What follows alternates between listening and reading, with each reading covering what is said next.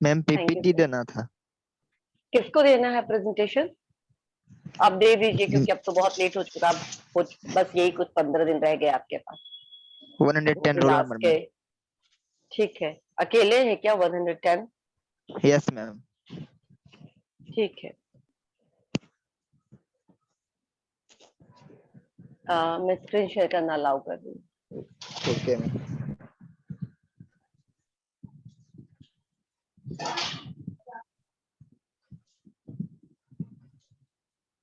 हाँ,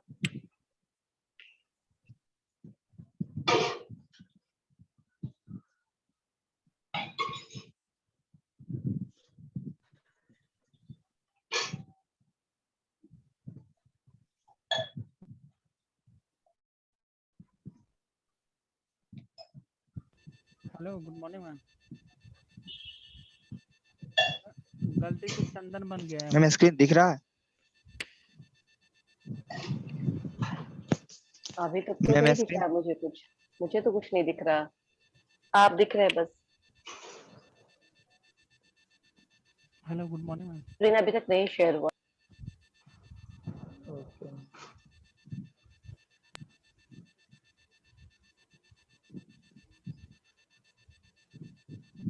सोनी मैम, हाँ हाँ।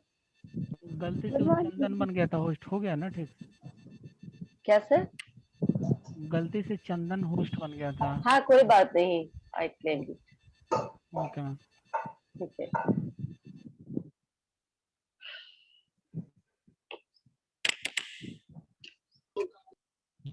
शेयर करिए अमित, अंकित। ओके मैम कर रहा हूं।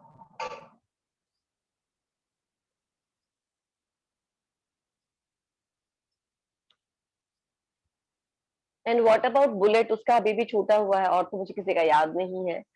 देख के बताना पड़ेगा किनका किनका छूटा है।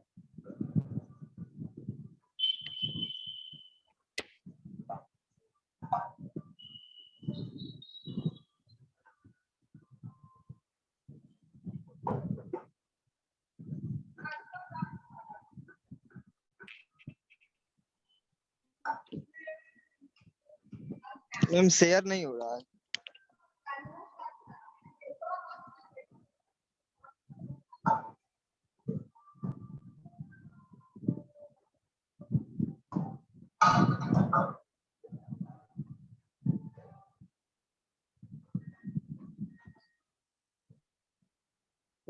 शायद स्क्रीन शेयरिंग स्टार्ट हुआ।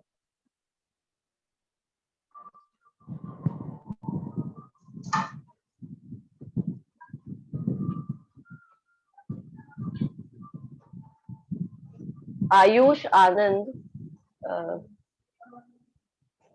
आयुष आनंद, आपका रोल नंबर वगैरह कुछ भी अपडेटेड नहीं है। कर लेता हूं। कर लीजिए रीनेम करके अभी तुरंत।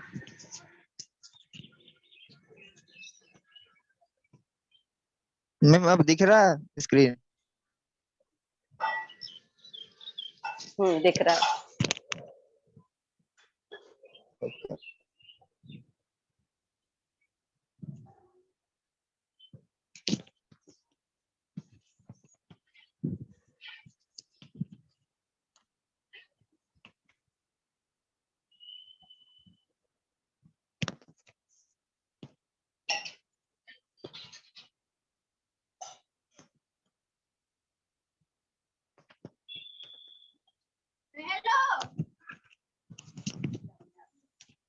Good morning, ma'am. Myself Ankit Misra, and my roll number 110.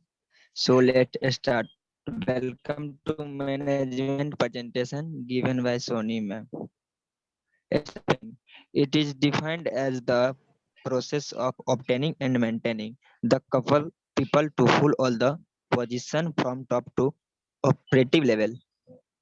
According to Conjust and O'Donnell, staffing is the executive functional which involves requirement, selection, compressing, training, promoting, permission, yes, requirement and subordinate management.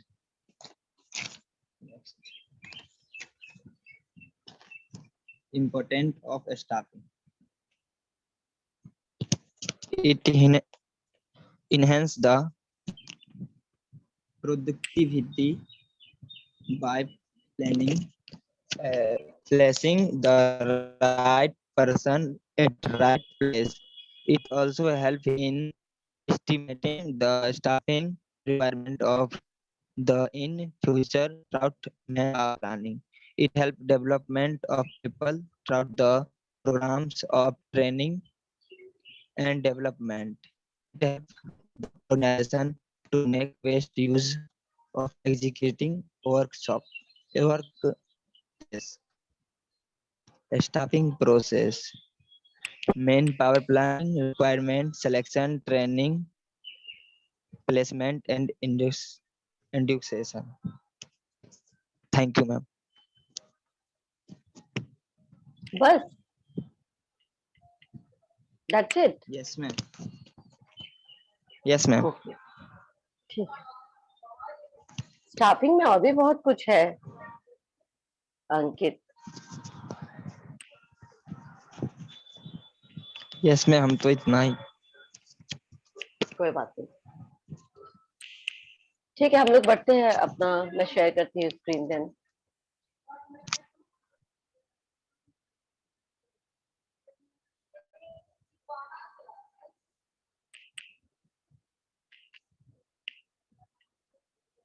Executive functions,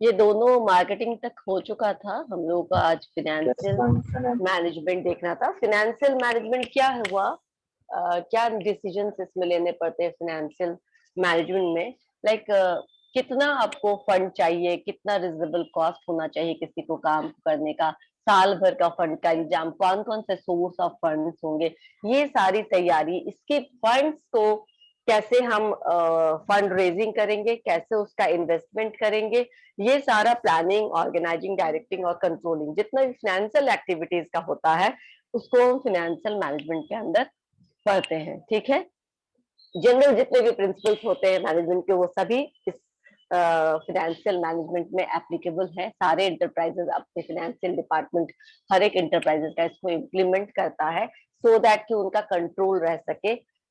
ये actually cost centre है, lots of functions, and जैसे मैंने बताया था कि सारे ही जो parts है, सारे ही जो इनके ऑर्गन्स है अपने बॉडी के, वो सारे इंपॉर्टेंट है। ठीक है ना, हम ये नहीं बोल सकते this is important and this is less important, सारे ही इम्पोर्टेंट है। इसीलिए ऐसा नहीं कहा जा सकता कि financial sector is the most important sector या department, but then every department is relying on financial department for financial support, for financial support. ठीक है ना, तो इनको भी अपने फाइनेंसेस को रेज करने से लेकर के इन्वेस्ट करना, प्रॉफिट अर्न करना और प्रॉफिट को इन्वेस्ट करने तक का पूरा प्लान करके रखना पड़ता है।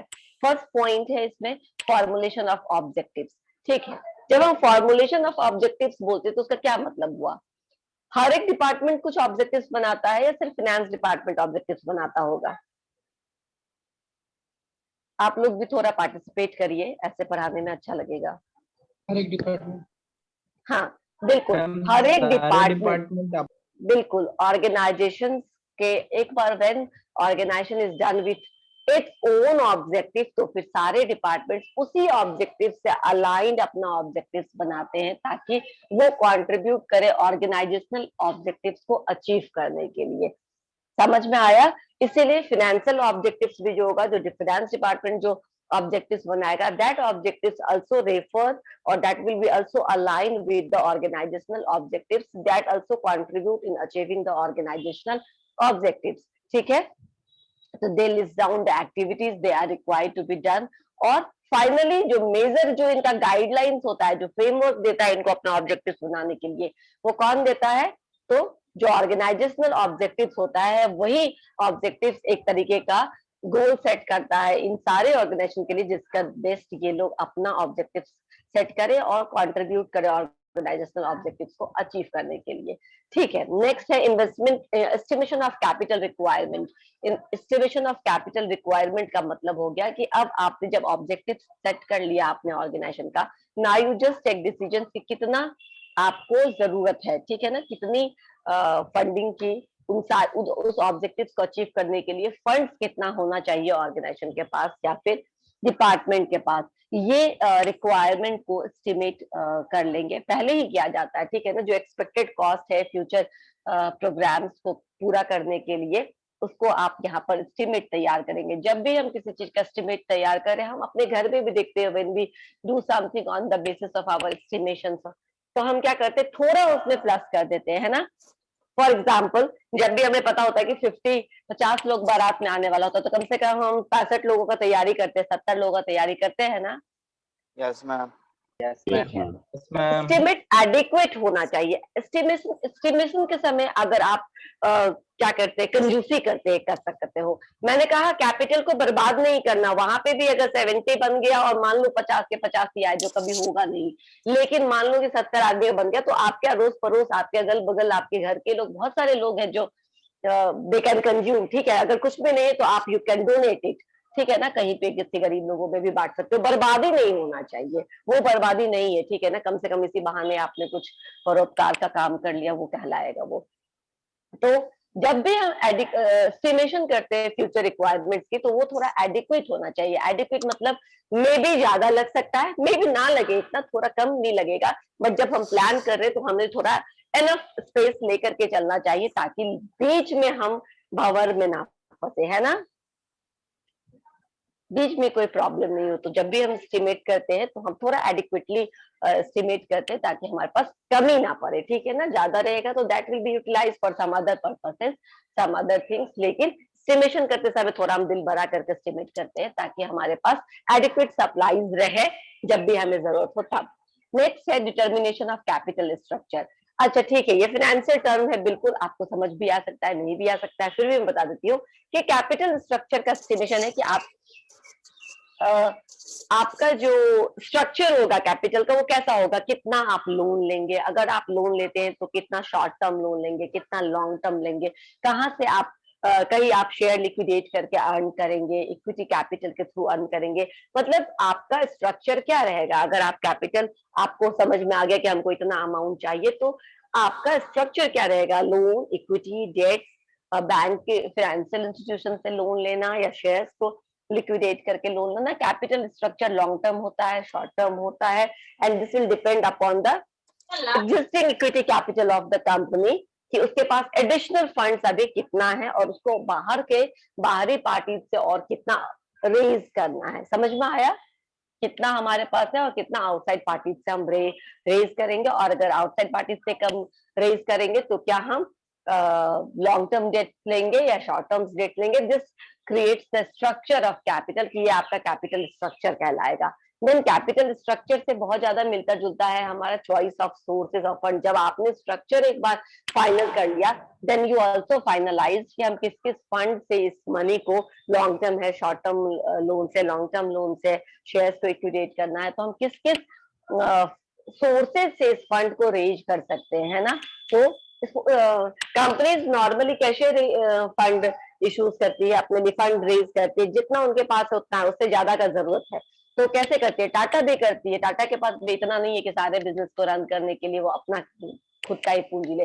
दे are also dependent, they are so many shareholders. जैसा हम पढ़ते हैं कि बहुत बड़े बड़े, कभी कभी बहुत बड़ा ज्यादा स्टेक होता है, लेकिन कितना भी स्टेक होगा 50% से कम नहीं होगा, क्योंकि ओनरशिप के लिए कम से कम 50% से ज्यादा, कम से कम 51% 52% ओनर का होना चाहिए। नहीं, उसके अलावा दूसरे भी उसमें इन्वेस्ट करते, तभी बिजनेस ग्रो करता है, बड़ा होता है। तो कौन कौन से हमारे पास फंड्स है जहां से हम रेज कर सकते हैं, कुछ आइडिया।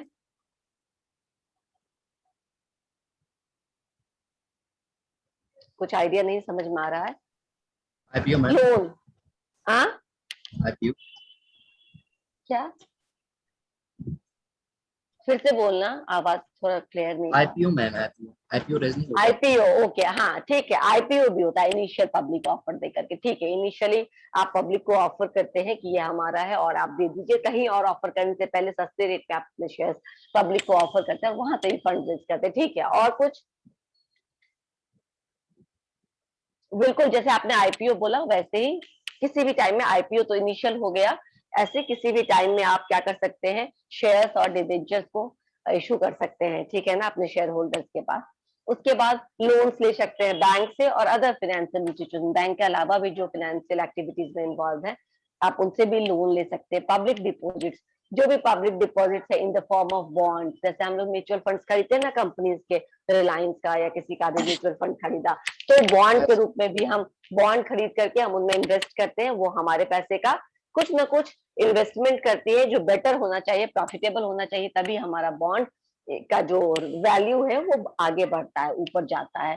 तो these are the different sources जहां से कंपनीज सोर्सेस को, फंड को रेज करती है डिफरेंट सोर्सेस से। और ये जो फंड रेजिंग होता है अपने किस सोर्स से, क्या हर एक सोर्स का अपना कुछ प्रोज एंड कॉन्स होता है, कुछ मैम आयुष पॉजिटिव वेटिंग में है। ठीक। आयुष ने उस समय नाम और नंबर नहीं अपडेट किया था, that's why I kept him in waiting. हाँ ठीक, बहुत सारे बच्चे थे।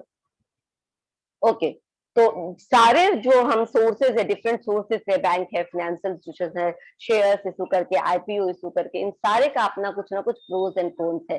किसी का भी कभी आपको शॉर्ट टर्म लोन मिलता है तो जो इंटरेस्ट रेट है कम है, अगर लॉन्ग टर्म के लिए आप लेते हैं तो maybe you have to take it on high heavy low interest rate. तो इस तरीके से आप किसी एक सोर्सेज पे डिपेंडेंट नहीं रह सकते, there are so many sources and better to utilise the combination of the sources. कभी भी किसी एक सोर्स पे हमें रिलाई नहीं करना चाहिए। किसी भी चीज में पढ़ लो, तुम रिक्रूटमेंट के लिए पढ़ लो, यहाँ पे फाइनेंशियल मैनेजमेंट पढ़ लो, या फिर कोई स्टाफिंग के लिए पढ़ लो, you can not rely on one resources, you should use combination of. ठीक है, आप प्रपोर्शन ज्यादा कम रख सकते हैं, किसी एक प्रपोर्शन से ज्यादा फंड रेज किया, किसी दूसरे से थोड़ा कम किया, बट देन फंड रेजिंग का कॉम्बिनेशन होना चाहिए।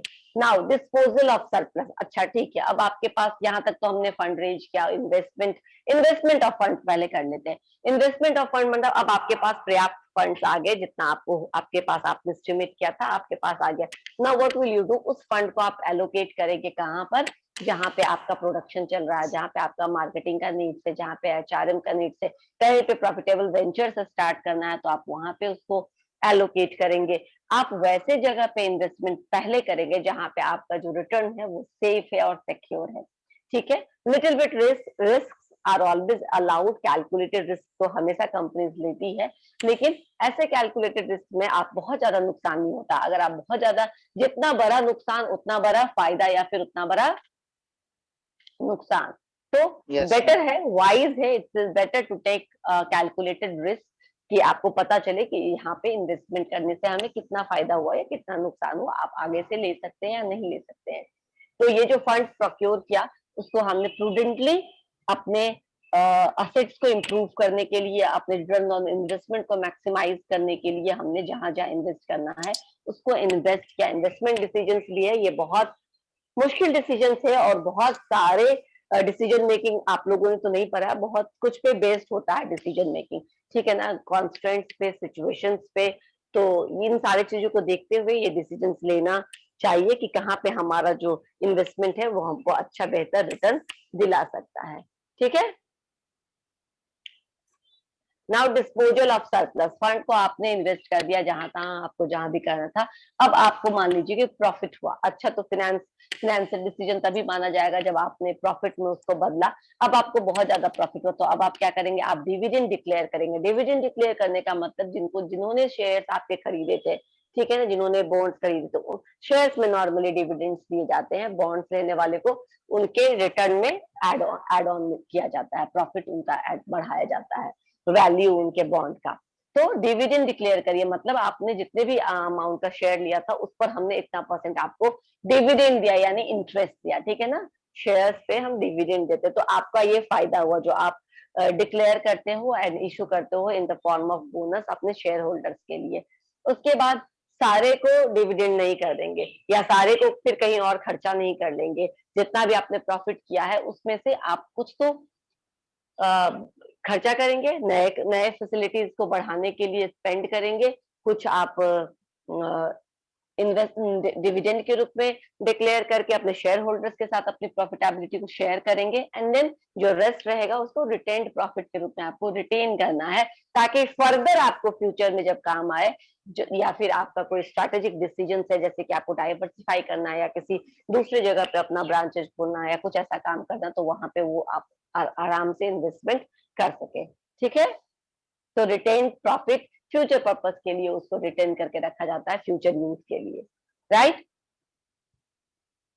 Now management of cash, finance manager का है जो भी कैश है उसका आप कैसे मैनेजमेंट करेंगे, यानी कैश को आपको कहाँ कहाँ खर्चा करना है, कहाँ कहाँ देना है, आप इसका कहाँ कहाँ खर्चा कर सकते हैं, वेजेज एंड सैलरी के रूप में कर सकते हैं, इलेक्ट्रिसिटी एंड वाटर बिल के रूप, मतलब यहाँ ये सब खर्चा कर सकते नहीं है, करना पड़ता है मैनेजर को, ठीक है ना। तो कितनी सैलरी बटनी है, कितना वेजेज बटना है, इलेक्ट्रिसिटी बिल जमा करना, वाटर बिल जमा करना, जो भी मेंटेनेंस कॉस्ट है वो मेंटेनेंस कॉस्ट को बेयर करना, क्रेडिटर्स को वापस करना उनका पेमेंट या फिर उनका इंटरेस्ट लौटाना, और जो करंट लायबिलिटीज है, जो अभी एग्जिस्टिंग लायबिलिटीज है, कुछ मशीन खरीदना है या कुछ मशीन खराब है उसको ठीक कराना है, जो भी एग्जिस्टिंग लायबिलिटीज है उसको फुलफिल करना, और स्टॉक को एनफ स्टॉक मेंटेन करना, ताकि आपका या फिर आप उसके लिए एनफ मनी को अपने सेविंग्स में रखे, ताकि वो आपका वो काम जो परचेज ऑफ रॉ मटेरियल काम है वो रुके नहीं, समय आने पर हो सके, ठीक है ना। इस तरीके से आप क्या कर सकते हैं, through out the year, through out the financial year आपका पैसे का खर्चा कहाँ कहाँ होने वाला है, इसको आप क्या करते हैं, फाइनलाइज करते हैं, इसी को मैनेजमेंट ऑफ कैश कहेंगे। And then financial control, financial control is the last point, कि फाइनेंस मैनेजर को जो इतनी मेहनत से उसने प्रोक्योर किया फंड्स को, उसको अच्छे तरीके से यूटिलाइज करने का उनका काम होता है। एंड जहां जहां आपने इन्वेस्ट किया है, यू हैव टू चेक कि हमारा जो भी हमने जहाँ पे, यदि हम सपोज करो कि कोई बैंक किसी को देती है कुछ फंड, ठीक है ना, 50,000 रुपए देती है और कोई सामान ला करके देती है, तो बिल रखती है, फॉलो अप करती है वो सामान आया कि नहीं आया, क्या वो सामान उसी क्वालिटी का आया जिस क्वालिटी का ऑर्डर दिया गया था। इससे आप क्या कर सकते हैं, इससे आप ये एक कंट्रोल रख सकते हैं कि कहीं पे कोई भी पैसे का कोई मिसयूज नहीं हो रहा है, मिसयूटिलाइजेशन नहीं हो रहा है, या फिर जहाँ पे कम से काम चल सकता था वहां पे कोई बहुत ज्यादा बड़ा अमाउंट नहीं खर्चा कर दिया गया। ठीक है, जैसे कि हमारे, आप लोगों को तो पता नहीं, याद भी नहीं होगा, कौन सा गेम हुआ था दिल्ली में, कॉमनवेल्थ गेम। कॉमनवेल्थ गेम में एस्टिमेटेड, एक तो एस्टिमेट बहुत हाई था, और जब उस एस्टिमेट का जब उसको यूज करने की बारी आई, काम करने की बारी आई, तो एस्टिमेट को 10 गुना ज्यादा बढ़ा दिया उस खर्चे में, ठीक है ना। तो उतना ज्यादा एस्टिमेट को भी नहीं बढ़ाना चाहिए, क्योंकि एक्चुअली वो तो पूरा का पूरा करप्शन था, जिसके कारण बहुत सारे लोगों की याददाश्त चली गई। ठीक है, you must be knowing, are you aware about this Commonwealth game scam? सुने का नाम, लेकिन कम जानते होंगे आप लोग, पढ़िएगा इसके बारे में। और इसमें सुरेश कलमारी नाम है, एक बहुत इंपॉर्टेंट नाम, जिनके ऊपर पूरा का पूरा दारोमदार था, शीला दीक्षित के चीफ मिनिस्टर के थी उस टाइम में, और पूरा का पूरा दारोमदार था ये कॉमनवेल्थ गेम। तो इसलिए अपने इंडिया में कुछ नहीं होता ना वर्ल्ड कप, तो फिर भी हो जाता है कभी कभी ऑर्गेनाइज। अदरवाइज जितने भी गेम्स होते, देखो कितने ओलंपिक्स होते हैं, एक बार मौका मिला नहीं कि बस देश का पूरा एक इतना बड़ा इवेंट बना दिया। और प्रॉब्लम ये है, मैं उस समय अपनी कंपनी के लिए काम कर रही थी, और हमारी कंपनी भी कॉमनवेल्थ गेम के जो ऑर्गेनाइजिंग कमिटी थी उसमें हम लोग भी बहुत कुछ कर रहे थे, मतलब हाँ, स्पॉन्सर नहीं थे हम लोग काम कर रहे थे, हम लोग को बिल बना करके पैसा लेना था उन लोगों से, ठीक है ना। और हमारा भी बहुत सारा पैसा उन लोगों ने खा गए, वो लोग खा गए, क्योंकि देखो क्या होता है ना, गवर्नमेंट का कोई चीज क्या होता है, वो खाते नहीं है पैसा, उनके पास एक बहुत आसान तरीका है। सबसे पहले तो वो मान लो कि मैं तुम्हें ऐसे बताती हूँ, जो 10 करोड़ का कोई, मान लो वो एस्टिमेट रहा होगा, उसको 100 करोड़ पे पहुंचा दिया, आपने क्या किया नहीं क्या पता नहीं। अब क्या है, हमने तो बाकी सारे बहुत सारे लोगों से उन्होंने काम करवाया, बहुत, जैसे सफाई का काम होता है, या फिर बिल्डिंग उस समय बनी, सारे प्लेयर्स के लिए अलग अलग अपार्टमेंट बने थे, इतना बड़ा बड़ा बिल्डिंग। अक्षरधाम दिल्ली के पास जाओगे तो that is the Commonwealth sports premises, वहां पे बहुत बड़ी बड़ी बिल्डिंग्स बनी, और लोगों के लिए अपार्टमेंट बना के प्लेयर्स आएंगे, एक अच्छा इंप्रेशन, एक अच्छा इमेज देने की कोशिश करने के चक्कर में हम लोगों ने इतना खर्चा किया, उस स्टेडियम को डेवलप किया, उस जगह को ग्रीनरी से भरा, उस जगह का पूरा ब्यूटिफिकेशन हुआ, और भी बहुत तरीके का उसमें खर्चा किया गया। और जब खेल हो गया, जैसे तैसे खेल तो हो गया, जो भी अव्यवस्था अपने यहाँ होती है उस अव्यवस्थाओं के साथ ही खेल भी हुआ। एंड देन जब अब इतने सारे लोगों ने आपका काम किया था, जैसे आपने कहीं से कुछ टेंट मंगाए होंगे, कहीं से लोगों को मंगाया होगा, कहीं से आपने क्लीनिंग स्टाफ मंगाए होंगे, और भी बहुत तरीके का जो भी आपने रॉ मटेरियल यूज किया होगा, इवेंट को ऑर्गेनाइज करने के लिए लोग को हायर किया होगा, वो सारे जब बिल्स दे रहे हैं तो सिंस अब क्या है कि चूंकि जो हमारा एस्टिमेट था वो तो 8 गुना 10 गुना ज्यादा बढ़ गया। अब इसको क्या करें, कैसे हम बिल पास करेंगे? कुछ तो ग्राउंड चाहिए ना। आप जैसे आप मेरे से पास कराओगे तो मैं बोलूंगी इतना तो एस्टिमेट ही नहीं था, हम कैसे दे, आप हमको बिल्स दिखाइए, आप हमको फलाना दिखाइए, चिलाना दिखाइए। अब बैठ गया उस पर इन्वेस्टिगेशन। और जब गवर्नमेंट के किसी भी इवेंट पे या किसी भी काम पे इन्वेस्टिगेशन बैठ जाता है तो समझ लो कि जितने लोगों ने उसमें काम किया था उन सबका पैसा डूब गया, क्योंकि वो इन्वेस्टिगेशन 6 महीने का तो होता नहीं है, सालों साल चलते रहता है, ठीक है ना। और लॉन्ग जितने टर्म लोग उसमें प्रोसेस। काम किए रहते हैं सबका पैसा उसमें फंस गया। बहुत सारी कंपनी जो जो जिन्होंने कॉमनवेल्थ के लिए काम किया था वो बैंकरप्ट हो गए। मेरी कंपनी नहीं हुई टचवुड, बट बहुत, क्योंकि हमारा वो एक पार्ट था बस, हमारे ऐसे बहुत सारे क्लाइंट थे, वो भी हमारा एक क्लाइंट था जिसने कुछ पैसा तो खा लिया, पर वो हम उसके कारण हमें नुकसान हुआ, हमें एक आध करोड़ का नुकसान हुआ होगा हमारी कंपनी को। लेकिन बहुत सारी कंपनी बैंकरप्ट हो गई, ठीक है ना, जिन्होंने पहले टाइम फर्स्ट टाइम जो स्टार्टअप किया और इतना बड़ा बिजनेस मिल रहा था, तो बहुत खुशी की बात थी कि कॉमनवेल्थ का प्रोजेक्ट मिला है करने को। एंड देन उनका किसी का भी पैसा नहीं मिला और वो आज तक क्लियर नहीं हो पाएगा, क्योंकि जो उसका मेन था काम करने वाला उसने सारे पैसे खा गया, और क्या वो सब मिलके खा जाते पैसे, अकेला कोई थोड़ी ना खाता है। एंड देन से कि अब मेरी याददाश्त चली गई है, मुझे कुछ याद नहीं है, तो पागलपन का उन्होंने स्वांग रचा और है कहीं पर इलाज हो रहा है, या अब है भी या नहीं मुझे वो भी नहीं पता, शायद वो चले गए या है, I am not aware about him, लेकिन वो नाम है। तो आप लोग पढ़िएगा, कभी आपको पता चलेगा कि क्यों हमारे कंट्री में कोई बड़ा स्पोर्ट्स या कोई बड़ा इवेंट नहीं हो पाता है। These are the reasons behind this, कि पॉलिटिक्स ही नहीं है, बस पॉलिटिक्स में पैसा भी है, ठीक है ना। एंड द पैसा जो है ना वो पूरे देशवासियों का पैसा वो लोग एक साथ खा जाते हैं किसी इवेंट के नाम पे। तो जब भी कोई प्रोजेक्ट, जब भी कोई इवेंट अनाउंस होता है गवर्नमेंट के साइड से, आधा तो हमको तभी चेक जाना चाहिए कि हमको ये देगा जितना, मान लो 10,000 देगा या 10,000 का काम कराएगा, समझो कि उतना ही ज्यादा वो हमारा पैसा कहीं ना कहीं दूसरे साइड से खा रहा है, ठीक है ना। जो भी योजना हो, जो भी योजना हो, सब एक जैसे ही है। Now coming to the point, तो ये मैंने फाइनेंशियल मैनेजमेंट का लास्ट पॉइंट आपको पढ़ा रही थी, उसमें मैंने पता नहीं एग्जांपल मेरे याद ध्यान में आया कि आपको कंट्रोल एक्सरसाइज करना पड़ेगा। जो आपका एस्टिमेट है उस एस्टिमेट में, ठीक है, मैंने हमेशा बोला है कि ऑलवेज +5 -5 ऑलवेज एक्सेप्टेबल। आप ठीक है, कोई लकीर का फकीर नहीं है कि आपने जो एक लिमिट ड्रॉ कर दिया हम हमेशा उसी लिमिट को टच करेंगे। ये थोड़ा सा एक्सटेंड हो सकता है, थोड़ा सा कम ज्यादा हो सकता है, बट देन आप ये ध्यान रखिए कि थोड़ा ही कम ज्यादा हो, जितना एक्सेप्टेबल हो। बहुत ज्यादा डेविएशन आएगा तो प्रॉब्लम वैसे ही होगी जैसे कि उस समय हुई थी बाकी सारे कंपनीज को, ठीक है, क्लियर। अब मुझे नहीं लगता है कि पर्सनल मैनेजमेंट आप लोगों को staffing, man power, planning, recruitment सब पढ़ाने के बाद मुझे रिवीजन करने की जरूरत है। जरूरत है क्योंकि इसमें सब कुछ वही है जो हमने आपको पढ़ाया। पर्सनल मैनेजमेंट इन्वॉल्व्स व्हाट, जैसे फाइनेंशियल मैनेजमेंट में हम लोगों ने देखा था planning, organising, directing, controlling, procurement of funds, और उन्हीं के मैनेजमेंट में सारे होते हैं। उसी तरह यहाँ पे क्या प्रोक्योर करना आपको, पर्सनल मैनेजमेंट में क्या प्रोक्योर करना होता है?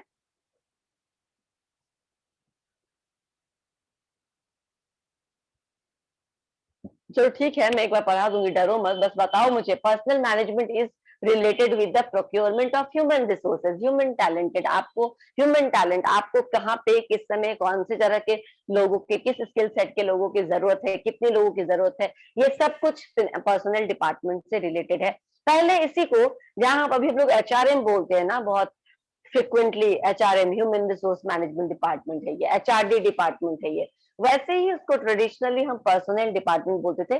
क्योंकि अब जो ये ह्यूमन रिसोर्स मैनेजमेंट ये काफी मॉडर्न कॉन्सेप्ट है, और मॉडर्न कॉन्सेप्ट क्या, अब इसका भी बाप आ गया है। इसके बाप को क्या बोलते पता है? इसके भी अब इससे भी ज्यादा मॉडर्न कंसेप्ट आ गया है मैनेजमेंट के केस में। It started with personal management concept, जहाँ पे सिर्फ लोगों के लिए प्लान की जाती थी, इनको कैसे हायर कैसा है, कैसे रेम्यूनरेट करना है, कैसे काम कराना है। Much not much focus on motivation and retention, इन सब चीजों पे ज्यादा फोकस नहीं था जब पर्सनल मैनेजमेंट का कॉन्सेप्ट था तब। अब एचआरएम आया तो उसने मोटिवेशन पे, इंसेंटिव पे, उनको रिटेन करने पर, उनको प्रमोट करने पे, उनके ग्रोथ पे, इन सब चीजों को इनकॉर्पोरेट किया, इसीलिए इसको अब ह्यूमन रिसोर्स मैनेजमेंट बोलते हैं। एंड देन नाउ अब जो एकदम एकदम से रिसेंट कॉन्सेप्ट है वो है स्ट्रेटेजिक ह्यूमन रिसोर्स मैनेजमेंट, ठीक है ना, SHRM, strategic human resource management. किस तरीके से आप अपने ह्यूमन रिसोर्सेज का स्ट्रेटेजिक यूज करते हैं, राइट। कई बार मैं आपको शॉर्ट एग्जांपल देती हूँ कि कई बार मर्जर एंड एक्विजिशन होता है, कोई भी बैंक किसी दूसरे, अभी आपके सामने बहुत सारे मर्जर्स हुए हैं बैंक्स का, ये तो आपके पास सामने का एग्जांपल्स है। तो इतने सारे मर्जर्स हुए, अगर ये नहीं होता तो क्या होता, do you have any idea? आज नहीं होता, बाद में होता, पर क्या होता? सब बैंक रब्त हो जाते मैम। जो कमजोर बैंक्स थे, ठीक है ना, जिनके एनपीए ज्यादा थे, फाइनेंशियल बैंकिंग टर्म में उसको एनपीए बोलते हैं, नॉन प्रॉफिटेबल असेट्स। हाँ, नॉन परफॉर्मिंग असेट्स जिनके ज्यादा थे, जिनसे कहीं कोई प्रॉफिट नहीं हुआ था, जिनके लोन डूब गए हैं, ठीक है ना, जिनका लोन नीरव नीरव क्या नाम है पूरा नाम? नीरव मोदी। नीरव मोदी, अरे देखो इतने बड़े नाम तो मैं कैसे भूल गई। नीरव मोदी है, या फिर किंगफिशर के जो विजय माल्या। तो अब ऐसे ऐसे जो लोग, उन लोगों ने लोन लिया और उसको बैक डेट में कन्वर्ट कर दिया, तो बैंक तो डूबेगी ना, ठीक है ना। करोड़ों का आपको दिया आपके बिजनेस को देखते हुए लोन, और फिर आप उसको लेकर के रफू चक्कर हो गए, and somehow we are not getting that particular. तो ऐसे जो बैंक्स हैं जिनका बहुत ज्यादा लोन डूब गया है, ठीक है ना, उन्होंने दिया है वो वापस नहीं आ रहा है, तो वो आज नहीं तो कल, ठीक है, क्या होता, डूब जाता, खत्म हो जाता, सरवाइव नहीं कर पाता। और जब सरवाइव वो नहीं कर पाता तो उसके साथ साथ और कौन डूबता? बैंक के साथ साथ उनके उन बैंकों में जिन्होंने इन्वेस्ट किया है, कस्टमर्स, इन्वेस्टर्स डूब जाते, ठीक है ना। कुछ ने शेयर्स खरीदा है, कुछ ने अपने पैसे डिपॉजिट किए हुए हैं, कुछ ने उनके कुछ दूसरे प्रोडक्ट्स लिए हुए हैं। इसके साथ ही अनएम्प्लॉयमेंट बढ़ जाता, फ्रस्ट्रेशन बढ़ जाता। अब इन सब चीजों को कंट्रोल करने के लिए कई बार प्राइवेट सेक्टर्स बैंक भी मर्ज करती है, ठीक है ना। लेकिन जैसे Centurion bank of Punjab HDFC के साथ मर्ज कर गई, ठीक है, 2008-9 के दौरान। बैंक ऑफ बड़ौदा के साथ 3-4 बैंक। हाँ, अभी है, अभी आपके सामने है कि पीएनबी में oriental bank of commerce, United bank, उसी तरह इलाहाबाद बैंक में यूनियन बैंक नहीं, यूनियन नहीं, यूनाइटेड बैंक, और कौन से नहीं, यूनाइटेड भी नहीं, इलाहाबाद बैंक यूनियन बैंक में मर्ज हुई है क्या? Indian bank, correct, Indian bank में मर्ज हुई है। तो ये इसलिए ऐसे मर्जर्स हुए हैं ताकि क्या हो सके, लोगों की नौकरी बचाई जा सके, ठीक है ना, क्योंकि लोगों की नौकरी, इतने मेहनत से पीओ बने होंगे, कोई इतने मेहनत से एग्जाम पास करके इस बैंक में गए होंगे, और आने वाले 10 साल बाद अनएम्प्लॉयड हो जाते, तो लोगों की नौकरी जाने से बची, कस्टमर्स के पैसे डूबने से बचे, आपके कंट्री में एम्प्लॉयमेंट का जो घटना घटने वाला था वो नहीं घटा। बट दीज आर स्ट्रैटेजिक वे, ठीक है ना, ये स्ट्रैटेजिक वे है अपने ह्यूमन रिसोर्सेज को रिटेन करके रखना। इनको आपने दूसरी कंपनी ने मर्ज कर लिया, यानी क्या हुआ, अब तो ये बिल्कुल बेघर नहीं हुए ना, कम से कम इनका कोई एक छत है इनके ऊपर, ठीक है। ये हो सकता है और ये होता है नॉर्मली। मैं बता दूं, अगर हॉस्टाइल मर्जर होता है तो वहां पे टर्म्स एंड कंडीशंस, जो मर्जिंग जो कंपनी होती है जिसमें आप मर्ज कर रहे हो, उसके जो भी होते हैं उसको मानना पड़ता है। But these are not hostile merger acquisition जो अभी हुआ है।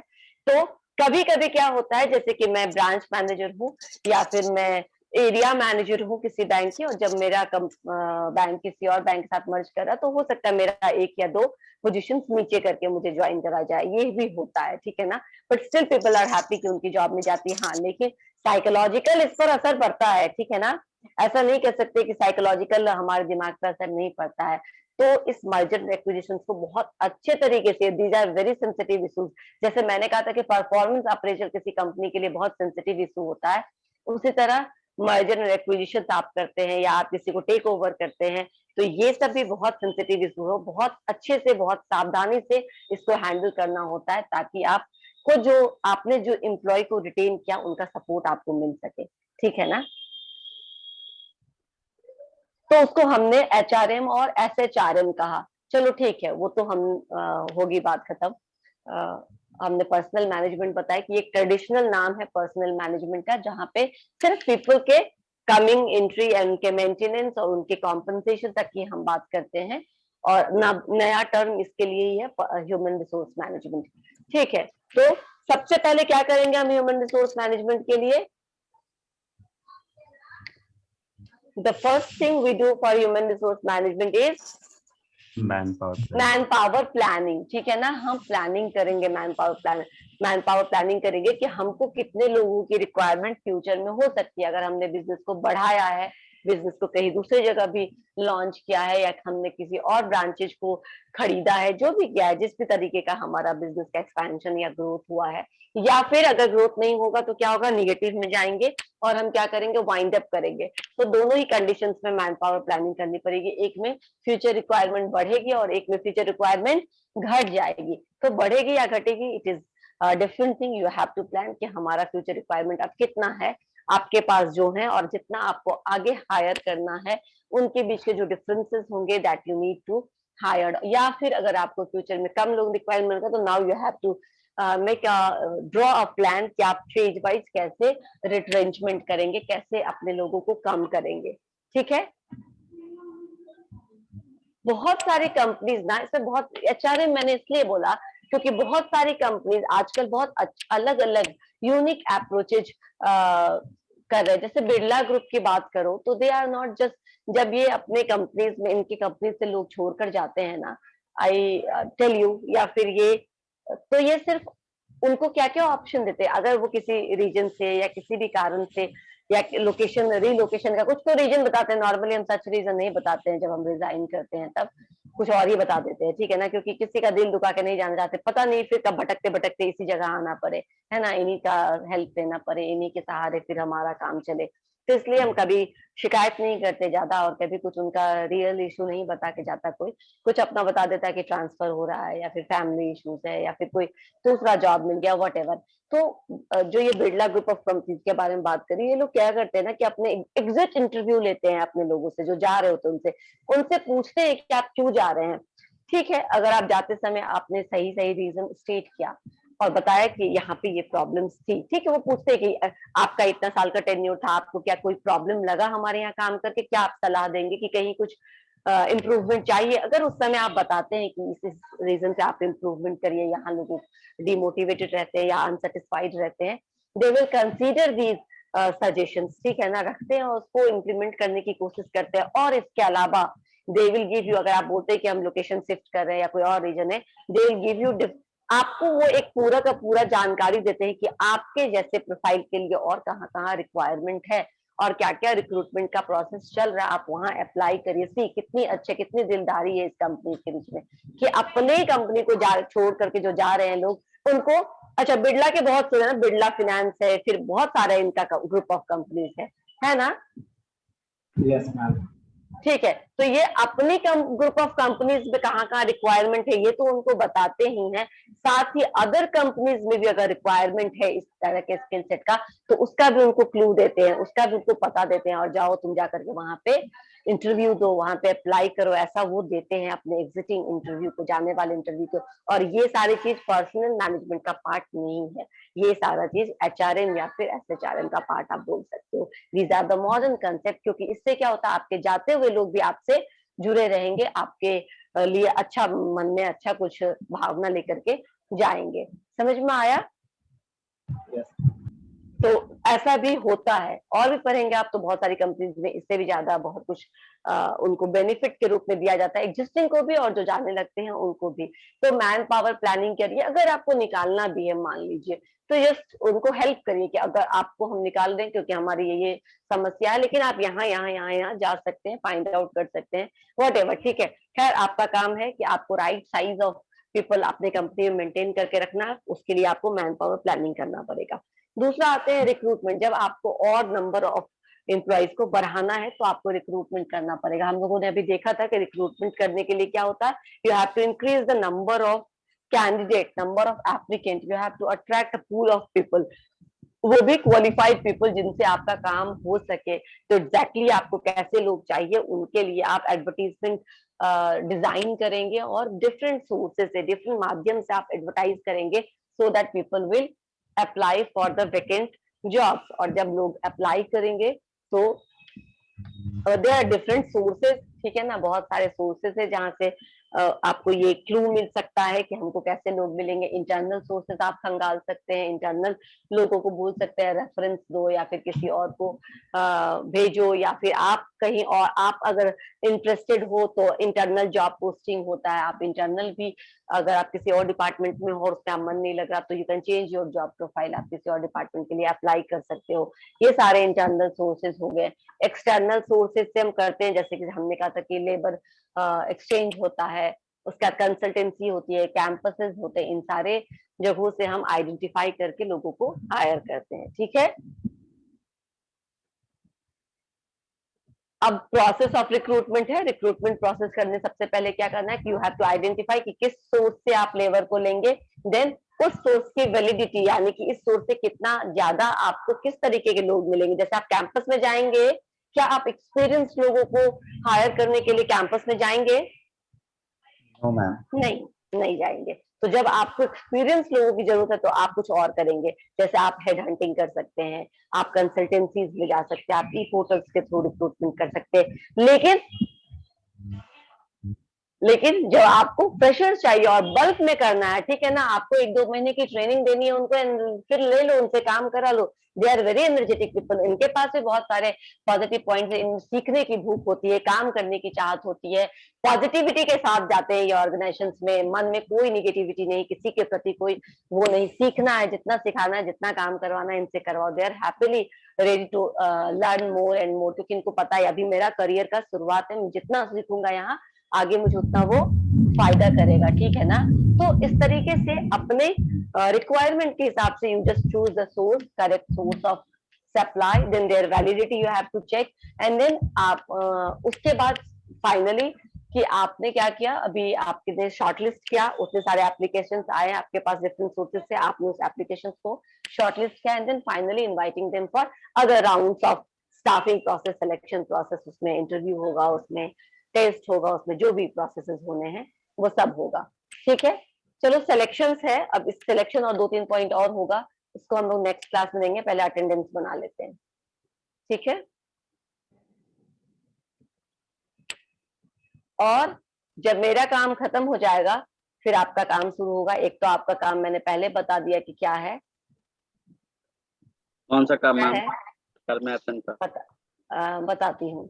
एक तो आपका एग्जाम्स के डेट आ ही जाएंगे जल्दी, बहुत जल्दी, तो उसकी तैयारी तो आपको करनी ही है। आप उसकी तैयारी कितने अच्छे से कर रहे हैं, इसमें मैं आपको थोड़ा हेल्प करूंगी, ठीक है। I will help you in that, and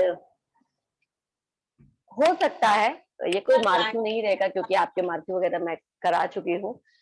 आपसे मैं कोई ऐसे नहीं पूछूंगी कोई मल्टीपल चॉइस क्वेश्चन, पर कहीं कहीं से कुछ कुछ टर्म पूछूंगी, जस्ट टू चेक कि मेरे ये 8 महीने का मेहनत कितना पानी में गया, ठीक है।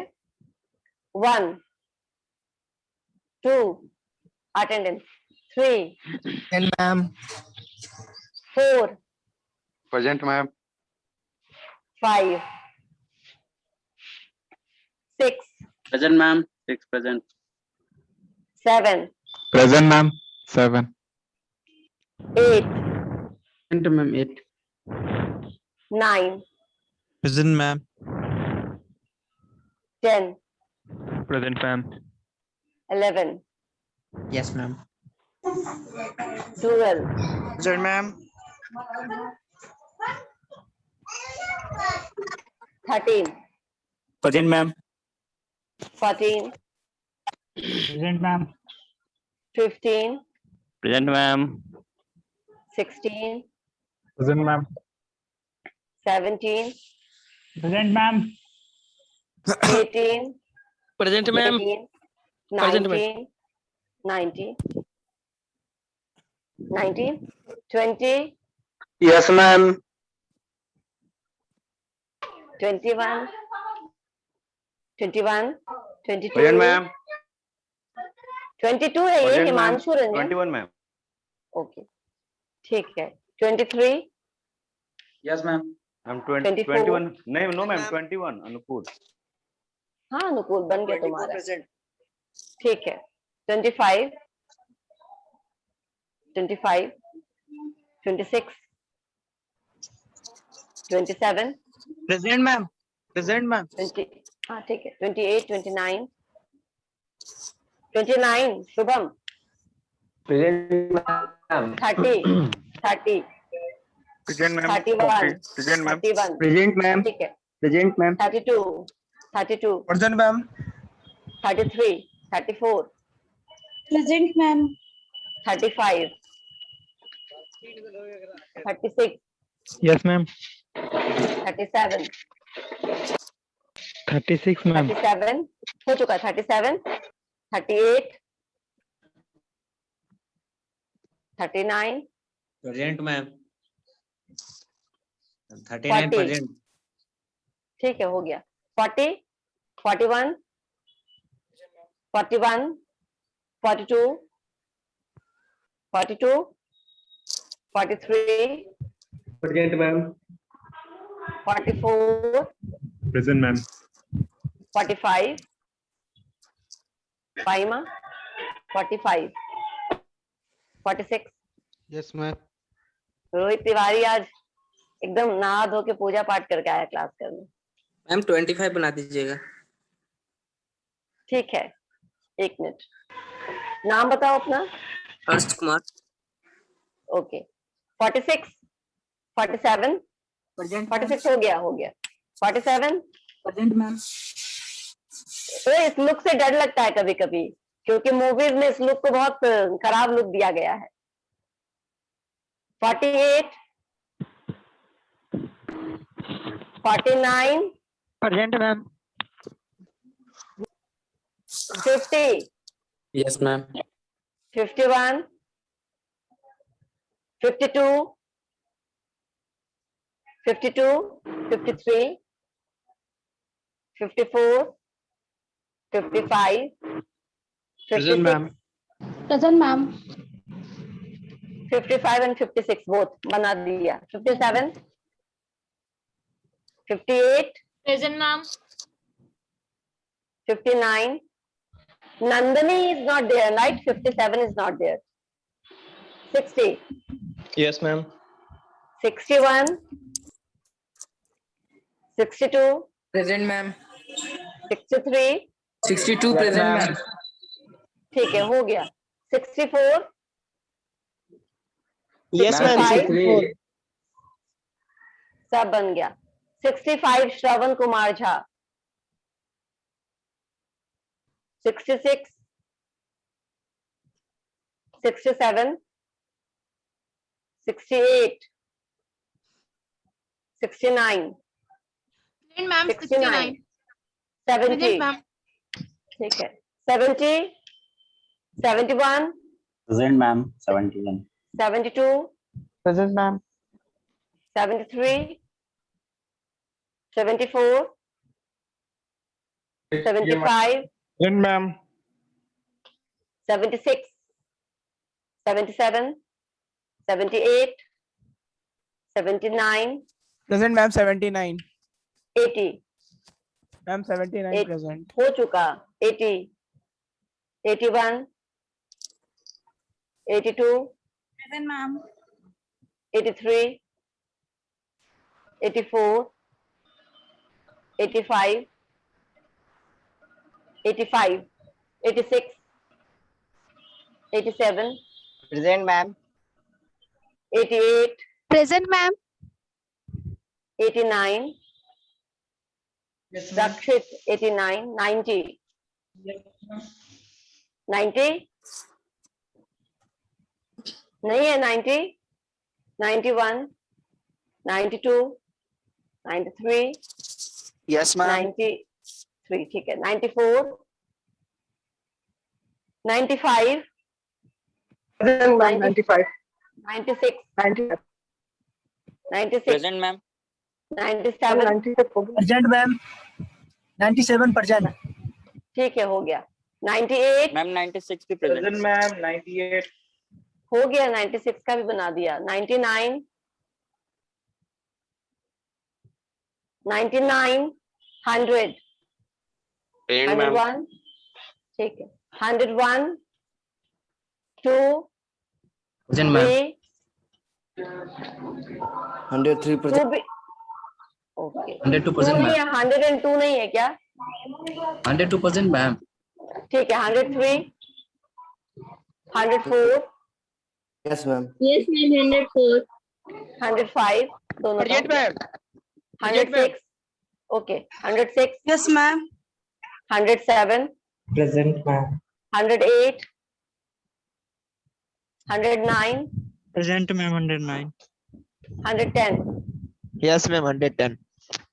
11 111 112 113 114 Present, ma'am. 114. 115